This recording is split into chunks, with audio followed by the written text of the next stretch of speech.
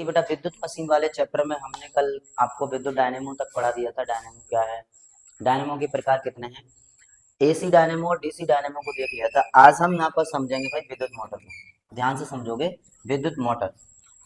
Okay, विद्युत motor सबसे पहले आप इसका एक यहाँ पर कार्य यानी कि परिभाषा के तौर पर आप यहाँ समझ लीजिए कि विद्युत मोटर किसे कहते हैं। सिंपल सी बात, सबसे पहले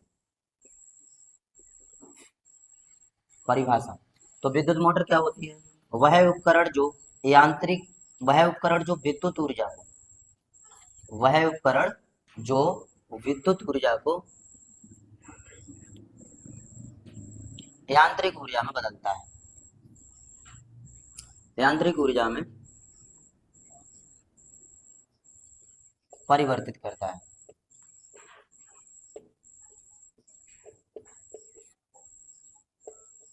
उसे क्या कहते हैं भाई, विद्युत मोटर कहते हैं। देखिए कल हमने डायनेमो पढ़ा था, तो डायनेमो का मतलब क्या था कि वह उपकरण जो यांत्रिक ऊर्जा को विद्युत ऊर्जा में, उसे डायनेमो कहते हैं। और वह उपकरण जो विद्युत ऊर्जा को यांत्रिक ऊर्जा में, उसे हम क्या कहेंगे, विद्युत मोटर कहेंगे। इस विद्युत मोटर में हम एक मोटर पढ़ेंगे जो कि आपका है डीसी मोटर। डीसी मोटर, ध्यान से सुनना भाई, डीसी मोटर। डीसी मोटर मतलब डिस्ट धारा विद्युत मोटर, डिस्ट धारा मोटर।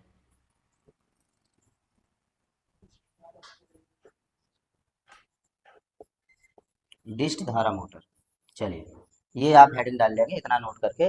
अब हम डीसी मोटर को पढ़ेंगे यहाँ पर। तो देखेंगे ध्यान से बेटा, डिस्ट धारा मोटर यानी कि direct current motor, DC current.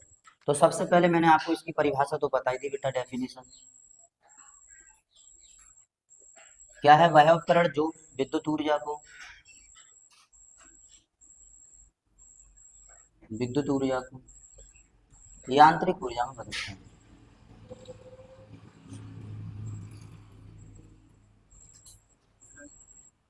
वह उपकरण जो विद्युत ऊर्जा को यांत्रिक ऊर्जा में बदलता है, उसे क्या कहते हैं बेटा, विद्युत मोटर कहते हैं, कि डिस्ट धारा मोटर कहते हैं। अब हम इसका समझते हैं भाई सिद्धांत, तो ध्यान से समझोगे सभी स्टूडेंट। सिद्धांत, प्रिंसिपल, इसका सिद्धांत क्या, ये किस सिद्धांत पर कार्य करती है मोटर, तो इस सिद्धांत, ये इसका सिद्धांत है बल आघूर्ण। बल आघूर्ण,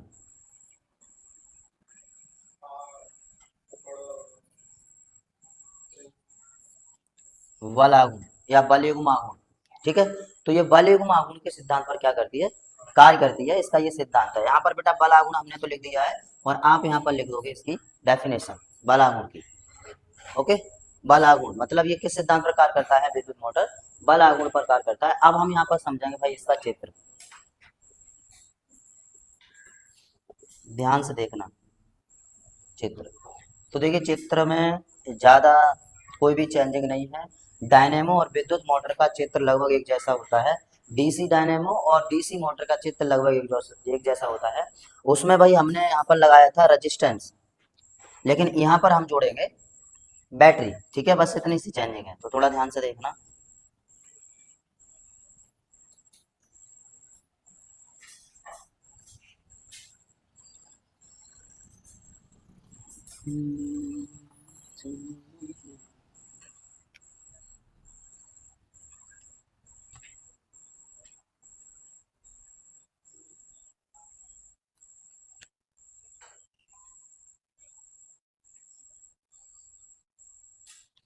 एक मैग्नेट, हार्सो मैग्नेट होती है, जिसका ये उत्तरी ध्रुव और ये दक्षिणी ध्रुव है, ठीक है बेटा। एक आर्मेचर है,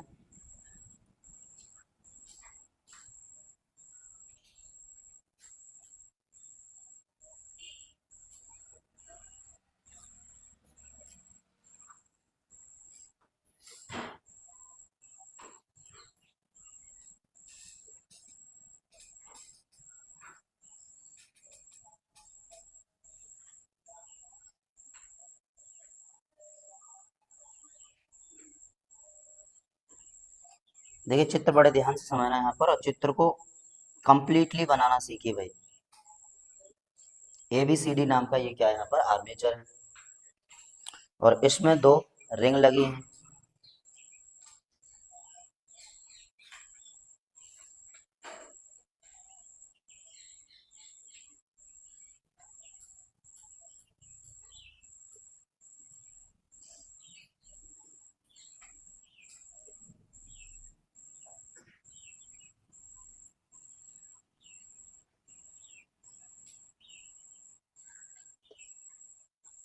दो रिंग S1 और S2 और इन पर ब्रश हैं दो।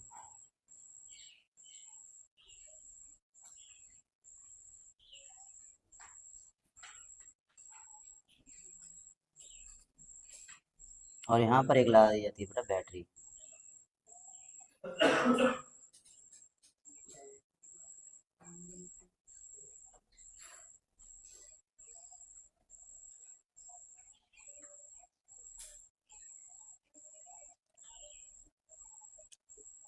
इतना सा अंतर होता है। डीसी डायनेमो में क्या था भाई, प्रतिरोध लगा था। यहाँ पर बेटा जी हमने क्या जोड़ी है, सिर्फ बैटरी जोड़ी है। बैटरी और प्रतिरोध का अंतर होता है डिस्क धारा मोटर और डीसी डायनेमो में। तो यहाँ पर ये स्लेट S1 है, ये स्लेट S2 है, ये ब्रश B1 है और ये ब्रश B2 है। यहाँ पर आर्मेचर ABCD है और इस पर बल आघूर्ण कार्य करता है, तो इधर बल लगेगा F और इधर एक फोर्स लगेगा F, क्योंकि तभी इसको ये घुमाएगा भाई, तभी आर्मेचर को क्या करेगा, घुमाएगा। ओके, मतलब क्या है कि एक फोर्स पकड़ के इधर खींचेगा और दूसरा इधर खींचेगा, तभी तो रोटेट करेगा मोटर को, तभी रोटेट करेगा, तभी वो बराबर अपने अक्ष पर गति करने लग जाएगी और इस तरह से गति करेगी। और इसलिए यहाँ पर कौन सा सिद्धांत कार्य करता है, कौन किस सिद्धांत पर कार्य करती है मोटर, बल आघूर्ण पर कार्य करती है। कोई प्रॉब्लम है यहाँ तक किसी बच्चे को, बताइए भाई, सही है। और यहाँ एक वैसा ही सेम एक पुली लगी होती है कन्वेयर बेल्ट के साथ। तो ये आप सबसे पहले चित्र बना लीजिए, ओके, और ये लिख लीजिए। तो बेटा ध्यान से देखोगे, विद्युत मोटर एकदम सिंपल है। विद्युत ऊर्जा को यांत्रिक ऊर्जा में बदलने वाले उपकरण को क्या कहेंगे बाबू, विद्युत मोटर कहेंगे। यह सिद्धांत कौन से प्रकार करता है, यह बलागुण प्रकार करता है। और इसका चित्र आपके सामने बना हुआ है, ये इसका चित्र है। चित्र के माध्यम से पूरा आप इसका कार्यविधि लिख लोगे सब बच्चे भाई। कार्यविधि, कार्यविधि कल हमने लिखाई थी आपको डीसी डायनेमो की। डीसी डायनेमो की सेम बिल्कुल कार्यविधि है, बस इस वहां पर प्रतिरोध लगाता है, यहाँ पर हमने क्या लगा दिया है, बैटरी लगा दी है। ओके, जिससे हमें प्रत्यावर्ती धारा यहाँ पर देनी है। ओके, ठीक है। तो ये आप इतना फाइनल कर लीजिए, ये आपका विद्युत मोटर फिनिश हुआ। अब नेक्स्ट आगे पढ़ेंगे चौक कुंडली। चलिए नोट करिए इससे जल्दी। अब यहाँ पर समझेंगे बेटा चौक कुंडली को, ठीक है। तो देखिए चौक कुंडली क्या है, देखिए सबसे पहले मैं इसका चित्र बना रहा हूँ, ध्यान से समझना बेटा। चौक कुंडली,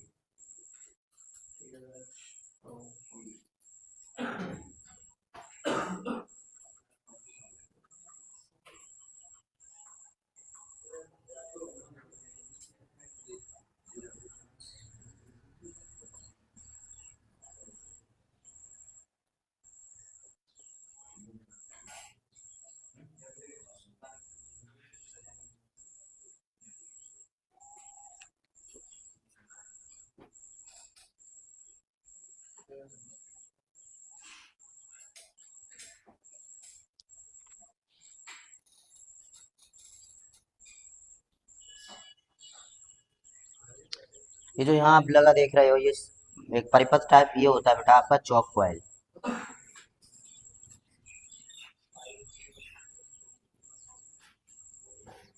चौक कुंडली, इससे इसमें कॉपर की वायर लपटी होती है, कॉपर की वायर से इसे बनाया जाता है, ठीक है। कॉपर की वायर से इसे बनाया जाता है। ओके, चौक कुंडली। ये एक मैं आपको बता दूं, ये ट्यूब लाइट होती थी भाई, ट्यूब लाइट। देखो बेटा आवाज मत करो। चौक कुंडली ट्यूबलाइट होती है, इसका उपयोग कुछ समय पहले किया जाता था, अब तो भाई इसका उपयोग कम से कम ही होता है, क्योंकि अब एलईडी एलईडी रॉड बल्ब वगैरह चल गए हैं, तो इसका चौक कुंडली का उपयोग कम होता है। ये आपका ट्यूबलाइट होती थी।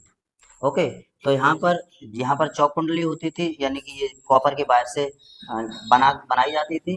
और यहाँ पर ये आप देख रहे हो, तो ये हाई पोटेंशियल पर जाके चलती थी।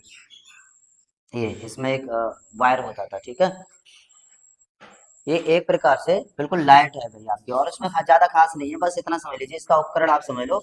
ये चौक कुंडली है, इसके माध्यम से यहाँ पर लगी जो लाइट है वो जलती थी, जिसे हम क्या कहते थे, ट्यूबलाइट कहते हैं। ओके, ये कुछ समय पहले चलती थी भाई, अब यहाँ पर इसे यूज नहीं किया जाता है। बाकी अभी यूज करते हैं किसको, रॉड हो गई, एलईडी बल्ब वगैरह हो गया। आपने देखा कांच के बल्ब भी कम से कम चलने लग गए हैं, कांच के बल्ब भी लोग बहुत कम यूज करते हैं, और रेयर ही यूज करते हैं। जहाँ उसका प्रैक्टिकली प्रपोज होगा वहां पर ही उसे यूज करते हैं, बाकी उसे कम से कम ही यूज करते हैं। ठीक है बेटा इतना। ओके, तो ये बस चित्र बना लीजिए, और चौक कुंडली ज्यादा कोई हार्ड बात नहीं है, सिर्फ ये चित्र बना लो और इसमें ये 2-3 पॉइंट लिख लो। बेटा मोटर स्टार्टर, नेक्स्ट हेडिंग डाल लेंगे सभी बच्चे, मोटर स्टार्टर। मोटर स्टार्टर शब्द से ही क्लियर हो रहा है कि सर किसी भी प्रकार की मोटर, किसी भी प्रकार की मोटर चलाने वाले यंत्र या उपकरण को क्या कहते हैं, मोटर स्टार्टर कहते हैं। भाई आपने देखा होगा कि डायरेक्टली हम मोटर नहीं चला सकते, डायरेक्ट करंट से मोटर चला सकते हैं, नहीं चला सकते। बेटा जो हमारी समर वाली मोटर है, ट्यूबवेल वाली मोटर है, चक्की वाली मोटर है, उन मोटर्स को हम डायरेक्टली प्रत्यावर्ती धारा के स्रोत से नहीं चला सकते। उसके लिए हमें किसकी जरूरत है, मोटर स्टार्टर की जरूरत है। भाई मोटर स्टार्टर की जरूरत है। जब हम एक सर्किट बोर्ड लाते हैं और उससे उसे कनेक्ट करते हैं, तब वहाँ 2 स्विच लगे होते हैं, एक वही रेड होता है और एक ग्रीन होता है। तो एक ग्रीन होता है और एक रेड होता है, और ग्रीन वाले स्विच को जैसे पुश करते हैं, जैसे पुश करते हैं वैसे यहाँ पर लगा एक राड होती है, ध्यान से सुनना। यहाँ पर ये बेटा ऐसा मीटर रीडिंग होता है, मीटर रीडिंग, और यहाँ एक राड लगी होती है, ये राड, और ये राड जैसे इसे हम ऑन करते हैं वैसे ये राड इधर की ओर गति करने लगती है, मतलब इसमें विक्षेप उत्पन्न हो जाता है। और धीरे धीरे यहाँ पर रेजिस्टेंस टाइप लगे होते हैं, 5 ओम, 10 ओम, 15 ओम, 40 ओम, 45 ओम, और ये रेजिस्टेंस को क्रिएट करते हुए चलते चली जाती है, रॉड आगे की ओर बढ़ती चली जाती है। जैसे फाइनल रेजिस्टेंस की ओर पहुंचती है वैसे ही हमारा मोटर अपनी स्पीड पे चलने लग जाता है, धीरे धीरे धीरे धीरे धीरे धीरे अपनी स्पीड पे चलने लग जाता है, घूमने लग जाता है। ओके, समझ रहे? तो सीधी सी इसकी परिभाषा एक लाइन की है कि वह उपकरण या वह यंत्र जो मोटर को चलाता है, यानी मोटर को चलाने वाले यंत्र को क्या कहते हैं, मोटर स्टार्टर कहते हैं। कोई प्रॉब्लम यहाँ तक? ठीक है, शब्द से ही क्लियर है भाई, मोटर स्टार्टर। किसी भी प्रकार की मोटर हो उसे चलाने वाले यंत्र को मोटर स्टार्टर कहते हैं। और यहाँ पर इसका मैंने आपको बता दिया। अब ये देखिए, अब जैसे ही यहाँ पर रोड यहाँ पहुंचती है वैसे ही भाई अगर हमें बंद करना हो या अचानक लाइट चली जाए तो होता क्या है कि ये दो धीरे धीरे धीरे धीरे यहाँ पर इसमें एक स्प्रिंग लगी होती है बेटा, यहाँ पर क्या लगी होती है, इस राड में एक स्प्रिंग लगी होती है, और उस और यहाँ पर चुंबकीय फ्लक्स उत्पन्न हो जाता है। आपको पता है कि जब हम किसी भी डिवाइस को जब ऑन करते हैं तो चुंबकीय फ्लक्सों की संख्या में क्या होता है, परिवर्तन होता है। इन चुंबकीय फ्लक्सों की संख्या के कारण ये रॉड यहाँ पर चिपक जाती है, और जैसे करंट हमारा हटता है, मतलब लाइट जाती है, फिर हम इसे बंद करते हैं, रेड को दबाते हैं, वैसे ही चुंबकीय फ्लक्सों की संख्या वहां से हटने लगती है और इस रॉड को वहां से छोड़ देती है, और ये अपनी जगह जहां थी पहले वहीं पर आ जाती है। ओके बेटा, कोई प्रॉब्लम यहाँ तक? सही है, चलिए नोट कर लीजिए, ये परिभाषा एक लाइन की लिख लो। ओके, तो यहाँ तक आपको समझ में आ गया भाई सब?